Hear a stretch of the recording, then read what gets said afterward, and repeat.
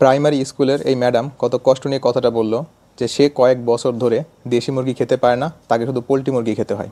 সবাই কেন দেশি মুরগি খেতে চায়? দেশি মুরগিতে এমন কি আছে যেটা পোলট্রি মুরগিতে নাই? আসেন খুব ছোট্ট করে জেনে নেই। দেশি মুরগি যেহেতু বাড়িতে লালন পালন করা হয়, এই জন্য দেশি মুরগি যেসব খাবার খায় সবগুলো আছে ন্যাচারাল খাবার।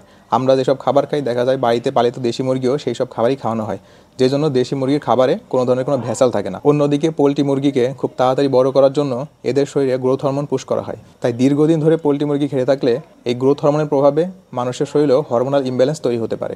তাছাড়া খামারিরা তাদের ফার্মে পোলট্রি মুরগিকে যেসব খাবারগুলো খাওয়ায় সেই খাবারেও ভেজাল আছে। 2 নম্বরে হচ্ছে অ্যান্টিবায়োটিক রেজিস্ট্যান্স। খামারিরা পোলট্রি মুরগিকে রোগ জীবাণুর হাত থেকে রক্ষা করার জন্য বিভিন্ন ধরনের অ্যান্টিবায়োটিক ব্যবহার করে থাকে।